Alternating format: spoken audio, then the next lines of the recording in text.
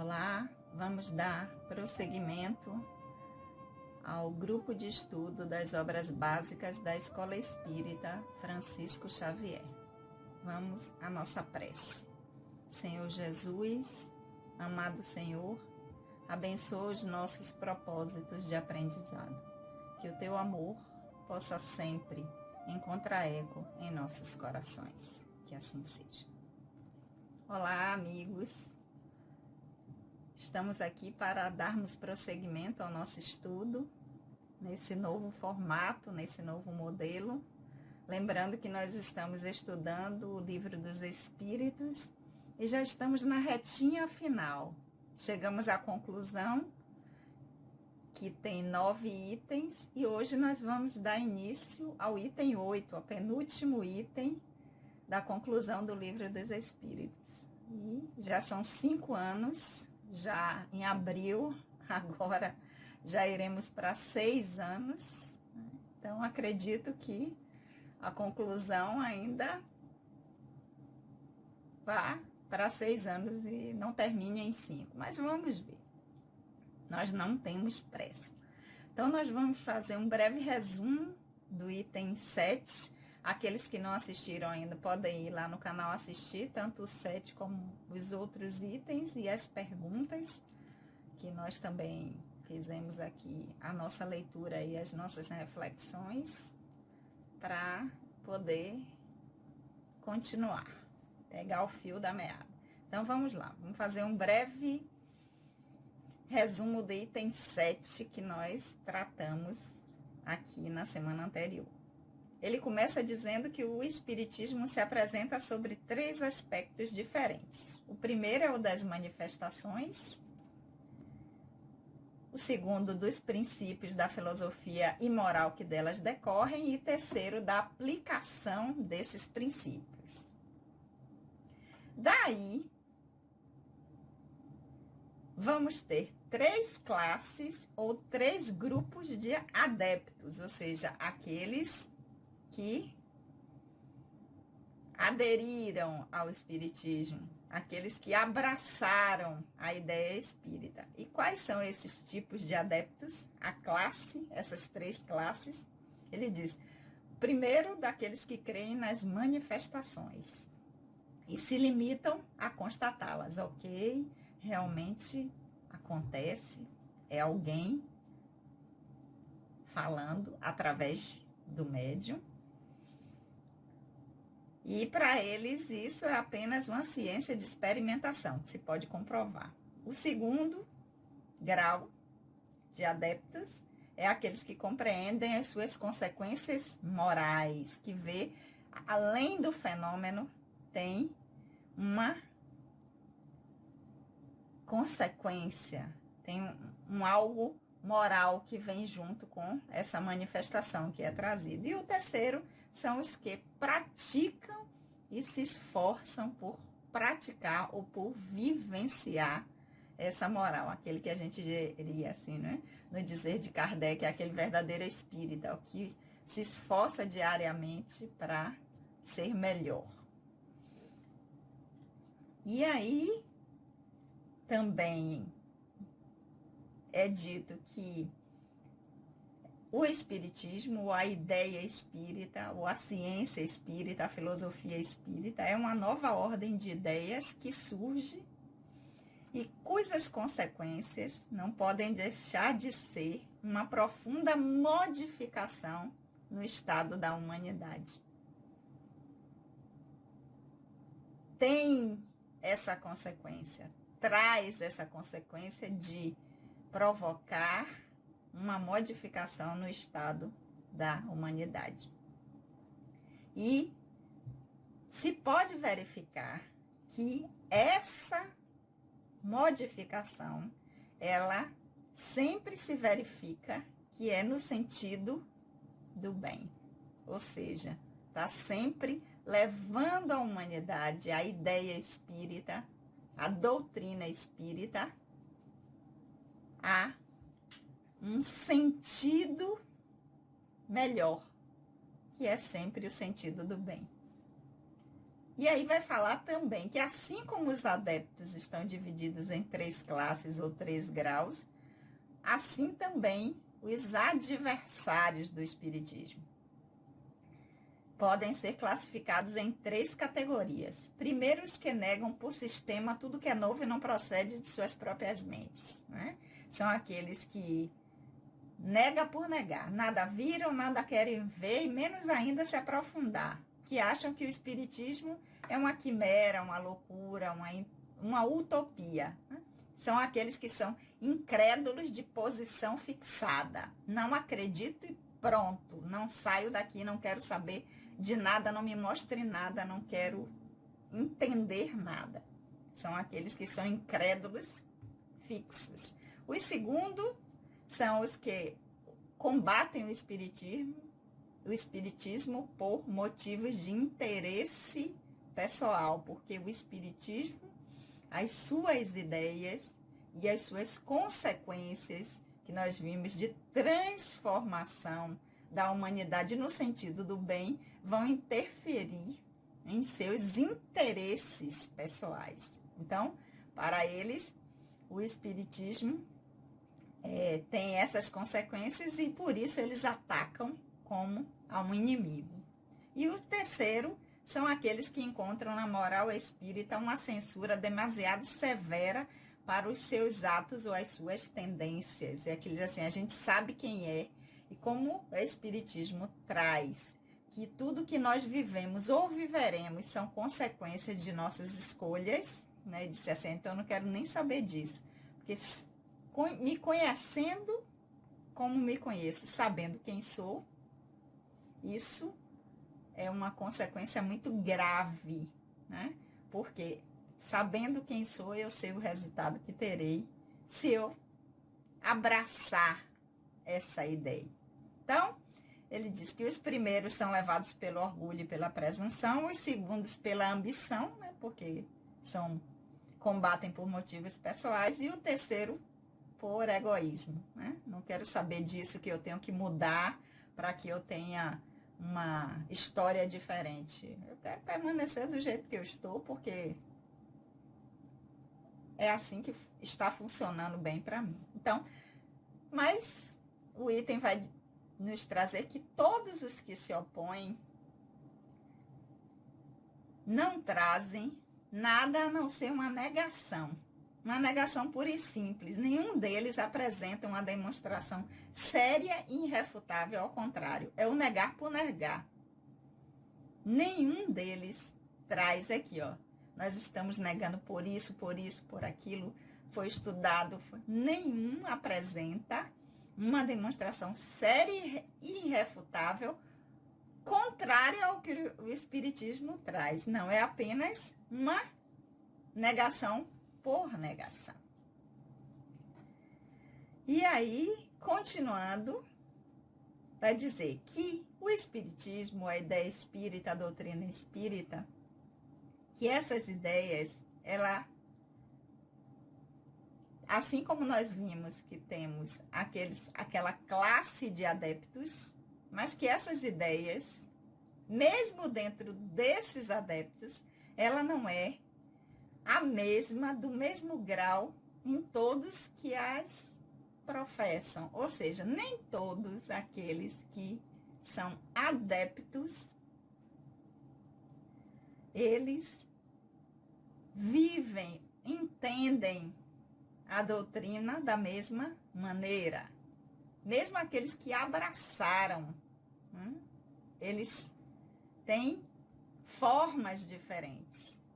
Mas o item está nos chamando a atenção que qualquer que seja o resultado do adepto, pode estar em qualquer um desses 3 graus, mesmo que seja um resultado ainda fraco, tímido, ele vai sempre representar uma melhora para aqueles que abraçam essa ideia, essa doutrina.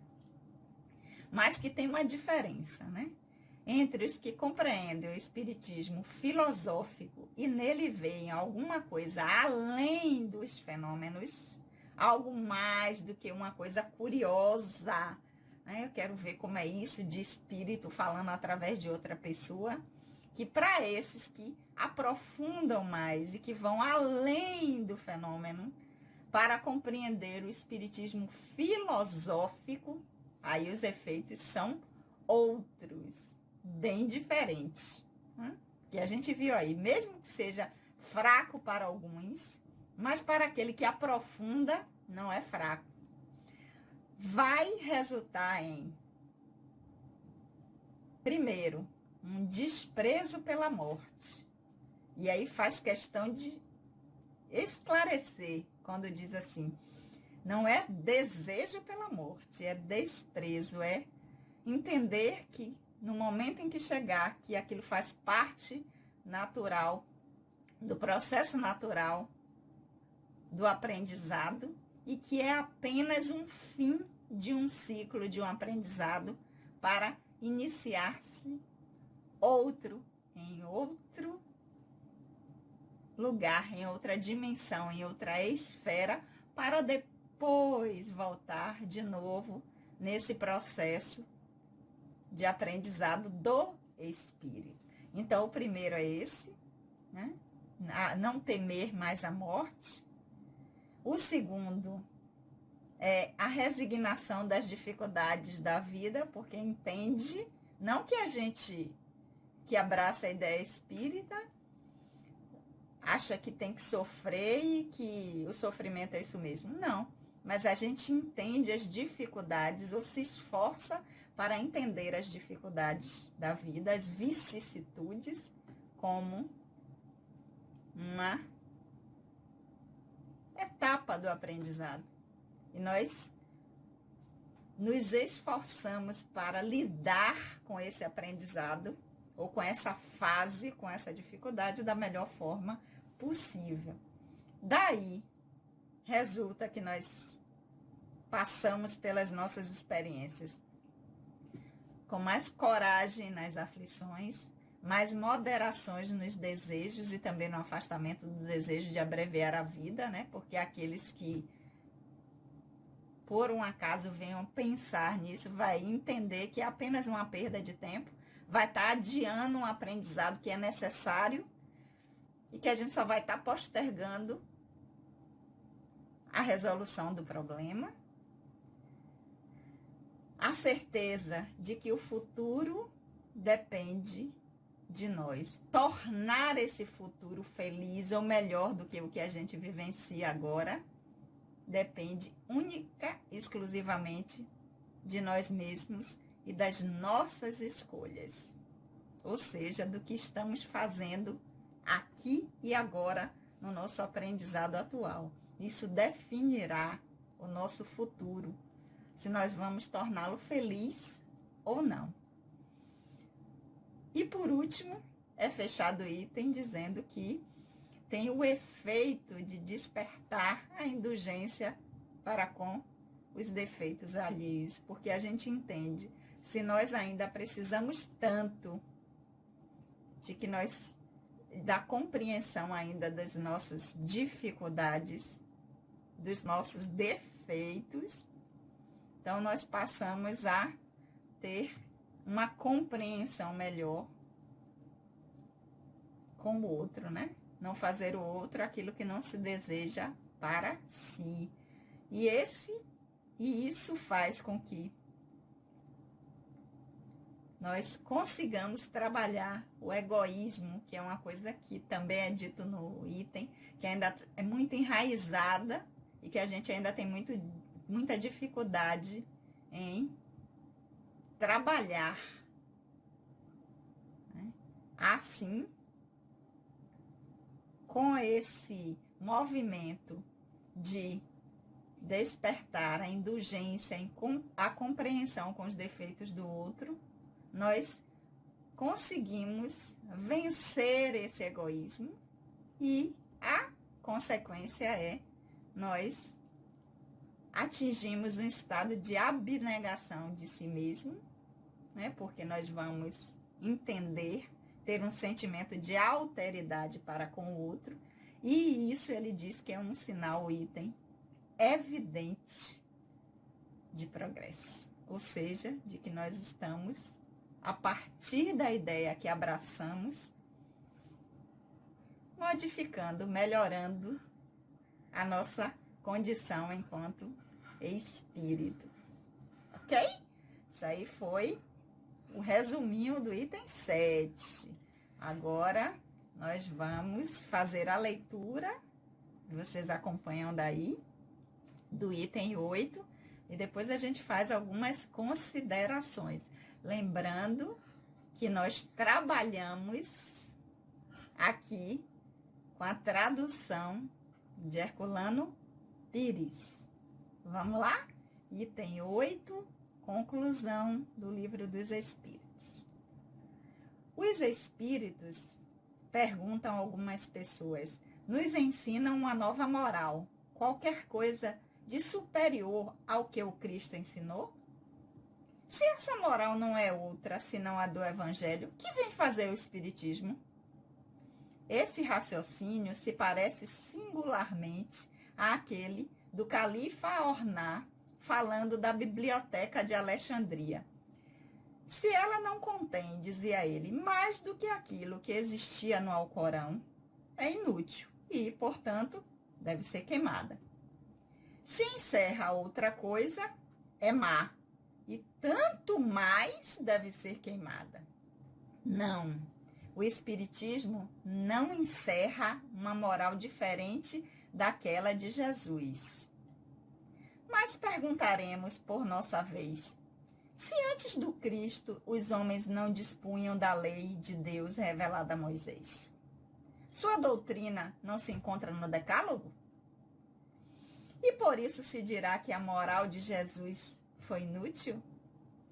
Perguntaremos ainda aos que negam a utilidade da moral espírita, por que a do Cristo é tão pouco praticada e por que até mesmo aqueles que proclamam a sua sublimidade são os primeiros a violar a primeira de suas leis, a caridade universal. Os espíritos vêm não somente confirmá-la, mas também mostrar-lhe a sua utilidade prática.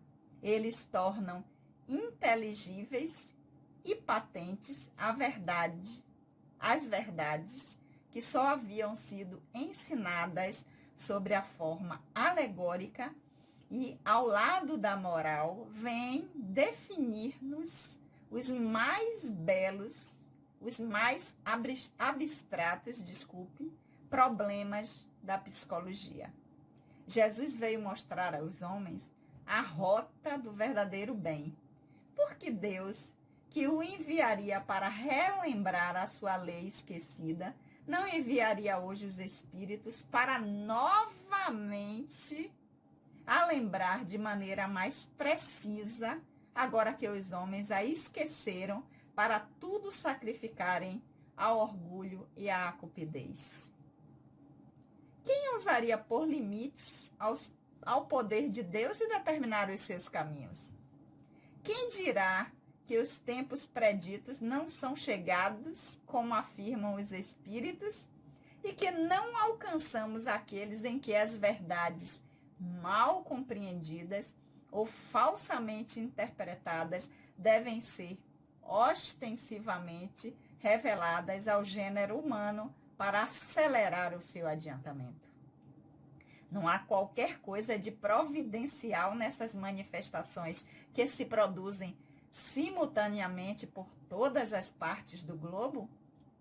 Não é apenas um homem, um profeta que vem nos advertir, pois é por toda parte que a luz se derrama. É todo um mundo novo que se desenrola aos nossos olhos. Como a invenção do microscópio nos descobriu o mundo dos infinitamente pequenos que sequer suspeitávamos. Como o telescópio nos descobriu milhares de mundos de que também não suspeitávamos. As comunicações espíritas nos revelam o mundo invisível que nos rodeia, cujos habitantes nos acotovelam a todo momento participando à nossa revelia de tudo que fazemos. Algum tempo ainda, e a existência desse mundo, que é justamente o que nos espera, será tão incontestável como a do mundo microscópio e o dos grandes globos perdidos no espaço. E nada valerá, então, nos terem feito conhecer todo o mundo, nos haverem iniciado nos mistérios da vida de além-túmulo?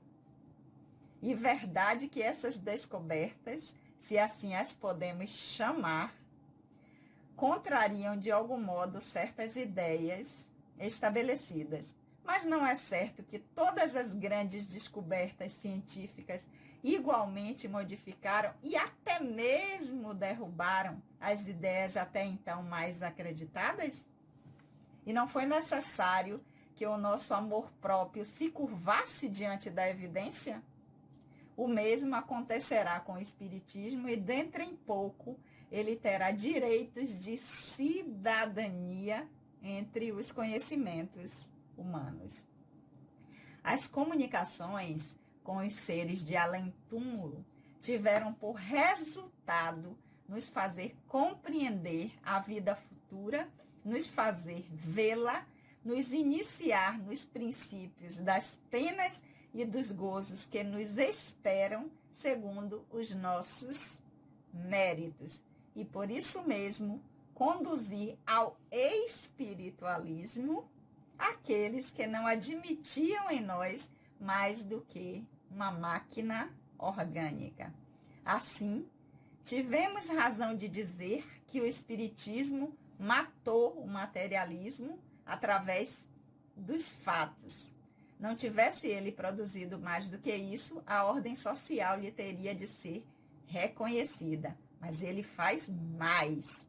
Mostra os inevitáveis efeitos do mal e, por conseguinte, a necessidade do bem. O número dos que ele conduziu a sentimentos melhores, neutralizando as suas tendências mais e desviando-os do mal, é maior do que se pensa e aumenta todos os dias. E que para eles o futuro já não se apresenta de maneira mais vaga, é uma realidade que se compreende, que se pode explicar quando se veem e quando se ouvem os que nos deixaram lamentar-se ou felicitar-se pelo que fizeram na terra. Quem quer que testemunhe isso é levado a meditar e sente a necessidade de se conhecer e de se julgar a si mesmo e de se emendar. Ótimo, né? Grifei algumas coisinhas aqui para nossa reflexão do item 8. Algumas pessoas realmente, né? Até hoje, que aqui nós estamos falando de 1857, mas até hoje ainda eu já ouvi essa pergunta, eu já presenciei esse fato das pessoas perguntarem: mas se os espíritos, vocês estão dizendo que não ensinam uma nova moral, que não traz nada que seja superior ao que o Cristo ensinou, para que então? Se tudo já tem no Evangelho, se vocês dizem que a doutrina espírita não vem trazer nada novo, está tudo lá, que ela é calcada nas ideias do Cristo, então, o que é que vem fazer o Espiritismo? O item está dizendo que esse raciocínio, a princípio, parece até... Mas se a gente for pensar assim, quando foi queimada a Biblioteca de Alexandria, a mesma coisa, né? Se dizia o califa, quando diziam para ele, né, que lá não contém, que as coisas que continham lá, ele disse, ela não contém nada mais do que já existe no Alcorão, ou seja, já tem o Alcorão e ela não traz nada. Então, não tem sentido, ela é inútil. Mas, se ela tem algo que não está lá, aí então é que ela deve ser queimada realmente. Ou seja, a verdade é a que existe e nós não precisamos de mais nada. Porque se é o que já contém, aonde tem a verdade, no caso do exemplo, o Alcorão, ela é inútil. Se contém algo diferente, aí é que ela tem que ser destruída mesmo. Assim, é um raciocínio parecido com esse, né? De que destruiu esse patrimônio, digamos assim, da humanidade. Que não tinha, né? Que era patrimônio, era para ser um patrimônio nosso. E que foi destruído por uma ideia semelhante a essa ideia que se traz ao se perguntar se o Espiritismo não acrescenta nada de novo à moral cristã, não tem sentido. Para que o que é que o Espiritismo vem fazer? E aí a justificativa, não. O Espiritismo realmente não traz uma moral diferente da do Cristo. Mas ele diz assim, mas quando o Cristo trouxe também a mensagem do Cristo também não estava contida na mensagem que Moisés anteriormente já tinha trazido? E só por isso ela não foi aceita? Ela não foi aceita por outros motivos. Mas ela também não continha e ela não está aí até hoje? A força dela não prevalece até hoje? E essa moral também não está contida no Decálogo? Claro que atualizada. Mas eu não vim destruir a lei. Eu vim dar cumprimento a elas. Atualizar, fazer com que a compreensão dela seja melhor. Mesma coisa a doutrina. Então ele diz, a doutrina de Jesus também já estava contida no Decálogo, mas nem por isso ela foi considerada inútil? Não. Não. Então, a utilidade da moral espírita, ou seja, da essência da mensagem espírita, é justamente porque a mensagem do Cristo, né, até hoje nós trazemos para 2021, ela é tão pouco, porque se nessa pergunta que é contida de para que o Espiritismo, como a dizer, a moral do Cristo já contém tudo, e realmente contém, para quê? Ele vai dizer assim, mas se contém tudo, por que ela é tão pouco praticada? E até mesmo aqueles que proclamam a sublimidade dessa mensagem, dessa moral, são os primeiros a violar uma de suas principais leis, que é a caridade universal. Então, o Espiritismo, ele vem confirmar o que está lá na lei de Moisés, na mensagem trazida de Moisés, como primeira revelação, o que foi atualizado pelo Cristo, como uma segunda revelação, e vem como terceira revelação, não apenas para confirmar o que já estava dito antes, mas para mostrar a utilidade prática, para dizer que esta moral, ou que esses ensinamentos, eles são para ser vividos e traz as consequências de quando isso não é feito, de quando essa moral ela fica apenas no livro, na Bíblia, nos evangelhos, nos textos, nos livros, nas psicografias.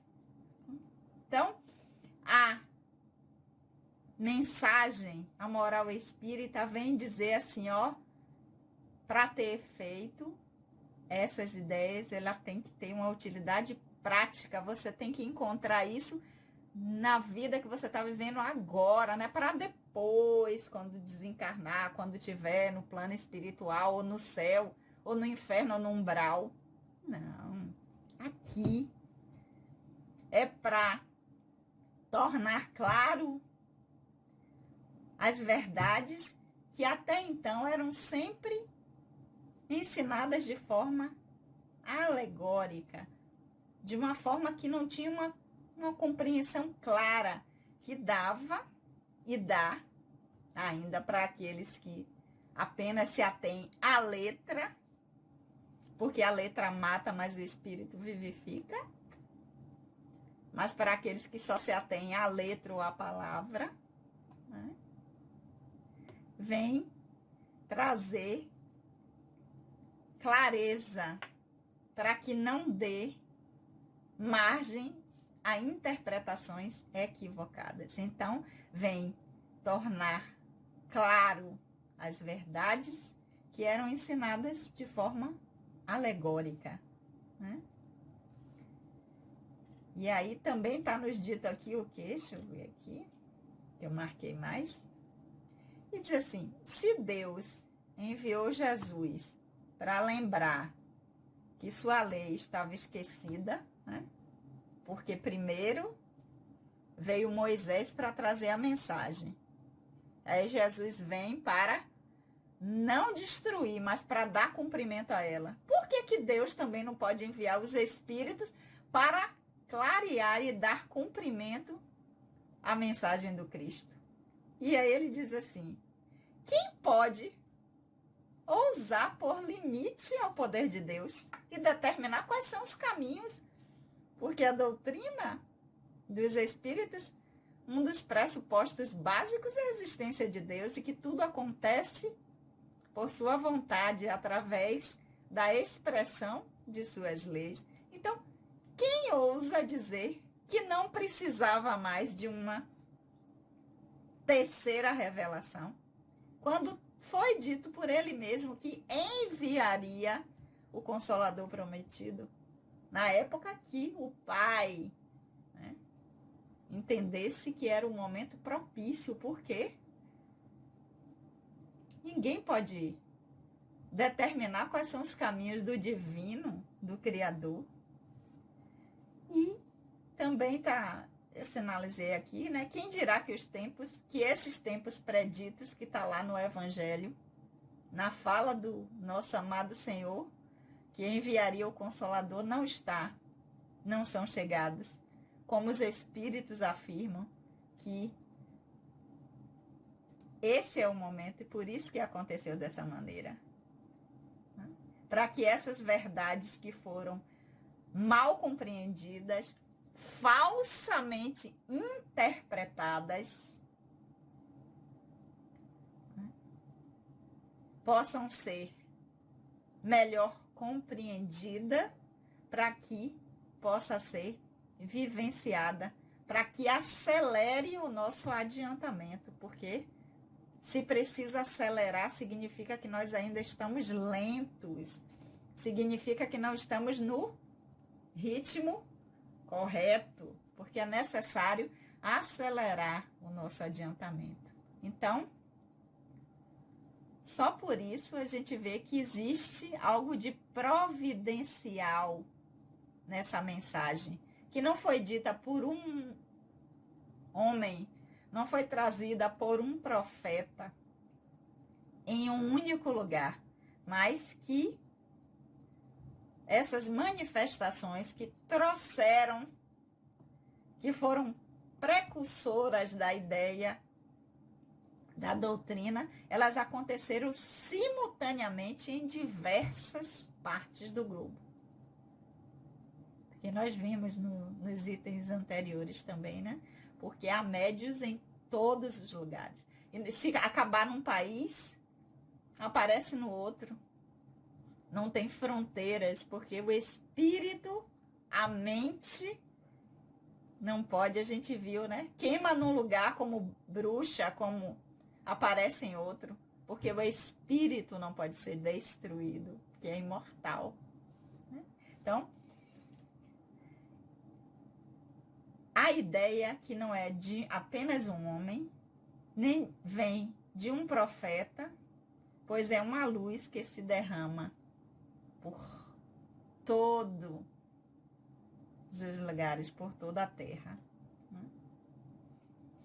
E O que é que essas comunicações, porque as manifestações, né, ela veio a princípio, foi como começou, como através, utilizando o fenômeno como algo para chamar a atenção. Essas comunicações, elas vêm nos revelar o quê?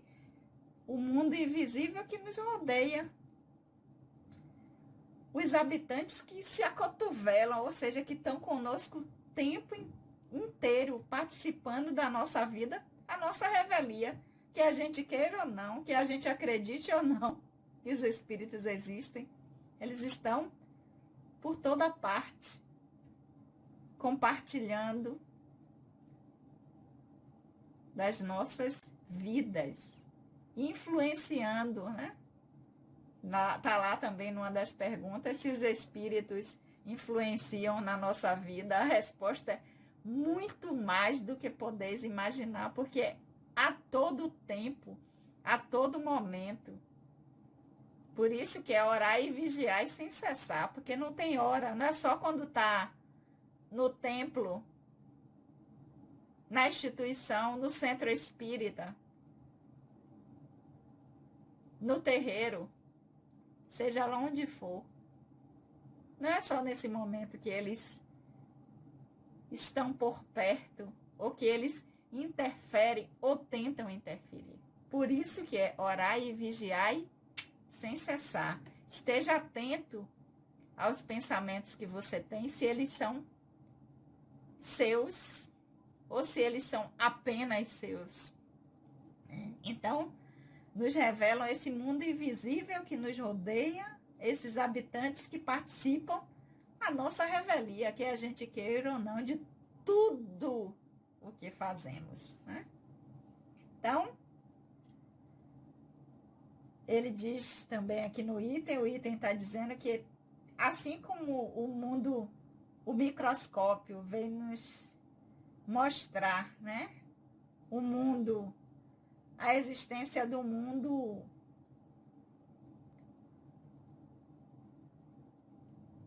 do micro, assim como os telescópios vão nos mostrar a grandiosidade da criação e que nós temos muitos mundos e que na casa do meu pai há várias moradas, né? Ou seja,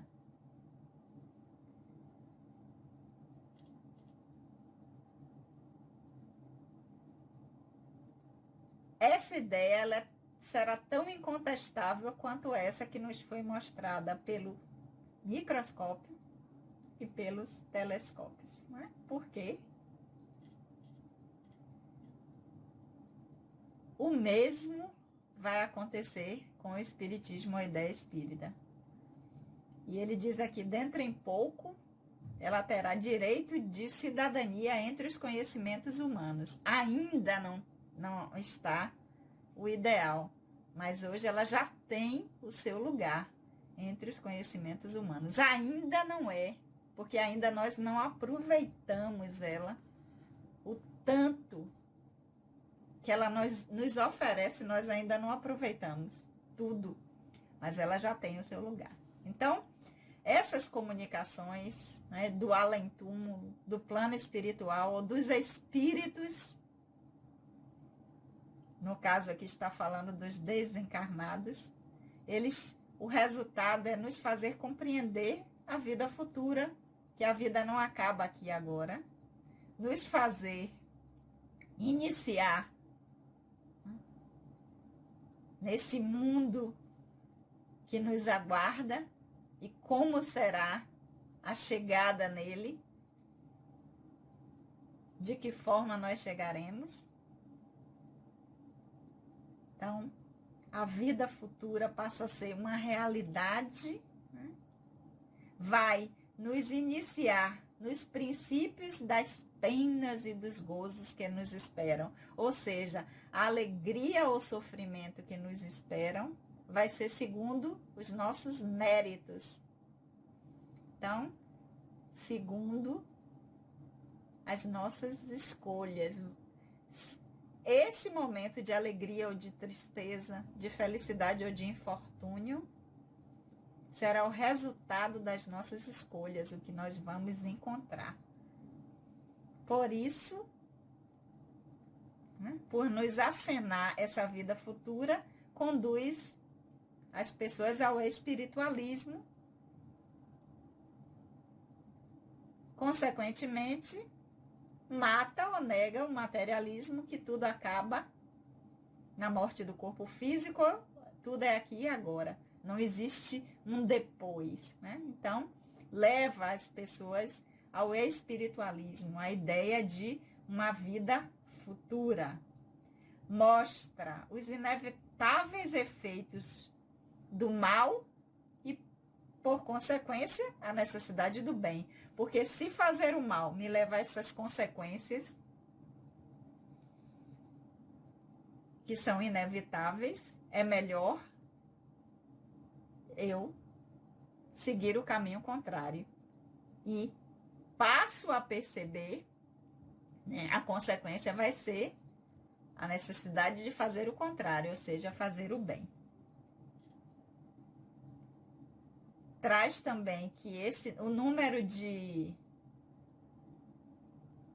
pessoas que são conduzidas a sentimentos melhores, que têm as suas tendências a cometer equívocos, essas tendências são neutralizadas e isso nos desvia do caminho do que não é bom para nós, ou seja, o mal. Porque o mal nada mais é do que isso, aquilo que não é bom para nós, que não vai trazer um resultado. Isso que é o mal. Porque o mal que a gente acha que faz ao outro, não. A consequência dele é o resultado que isso vai ter, o efeito que isso vai ter na nossa história. Porque nós vamos ter que arcar com as consequências dessa escolha, de nos conduzir dessa forma. Então, o futuro deixa de ser uma coisa vaga, né? Por quê? Porque quando aqueles que voltam e dizem do resultado das escolhas que fizeram, e que se essas escolhas os levaram a lamentar-se ou a felicitar-se, estarem bem ou estarem muito mal como resultado daquilo que fizeram na Terra, nos chama a atenção, nos dá um alerta para que nós possamos fazer uma escolha diferente. E ele diz, não tem como alguém testemunhar um relato desse, de sofrimento, como consequência das escolhas que fez, e não ser levado a pensar. Poxa, quer dizer que se eu fizer escolhas equivocadas é dessa forma que vai ser o meu futuro? Ou é isso que vai me esperar? Então, nos leva a meditar. E essa meditação, a gente sente, finaliza o item, a necessidade de se conhecer para fazer esse balanço, né? Tá aqui de se julgar, mas a gente prefere balanço de si mesmo e ver o que é que a gente já pode consertar. Quando ele diz, quem quer que testemunhe isso, ou seja, essas manifestações, é levado a meditar e sente a necessidade de se conhecer, de se julgar a si mesmo e de se emendar. Ou seja, da gente fazer um balanço de como é que está o nosso aprendizado, o que é que a gente está fazendo da nossa vida agora, quais estão sendo as nossas escolhas e para onde a gente já tem uma ideia de que ela possa nos levar e isso nos faça consertar a rota. É isso aqui que o item 8 está nos chamando a atenção. Ou seja, sempre dá tempo da gente mudar o sentido ou o caminho que a gente escolheu. E vamos fazer enquanto a gente está aqui. Para que esse futuro que nos espera seja o melhor possível, o mais feliz possível. Ok, meus amores? Vamos ficar por aqui. Semana que vem, último item, item 9. Última parte, último item da conclusão do Livro dos Espíritos. Lembrando que nós somos o grupo de estudos das obras básicas da Escola Espírita Francisco Xavier, que fica na Rua 1º de Dezembro, 16, na Cidade Nova, e que sempre nos reuníamos até algum tempo atrás, por conta desse momento que nós estamos vivenciando, às quartas-feiras, às 19 horas, e que agora nós estamos, por enquanto estamos vivendo esse aprendizado coletivo, utilizando esse novo formato que a gente pode assistir aqui pelo canal. Lembrando, aqueles que não se inscreveram ainda, podem se inscrever, tocar o sininho para quando a gente colocar lá o próximo estudo, vocês serem notificados. Um beijo no coração do nosso amado grupo de estudos. As meninas vão estar aparecendo aí. E um beijo também no coração de todos aqueles que nos assistem. Vamos orar? Jesus amado, nós te agradecemos por esses momentos de reflexões. Que possamos, Senhor, utilizar a tua mensagem de amor a fim de podermos fazer melhores escolhas. Que o teu amor sustente em nós esse desejo de permanecermos na busca, de nos tornarmos melhores hoje do que já fomos ontem, para que amanhã possamos fazer o esforço de nos tornarmos melhores do que nos encontramos agora. Que o teu amor, querido Senhor, possa sempre encontrar eco em nossos corações. Beijo, até a semana que vem.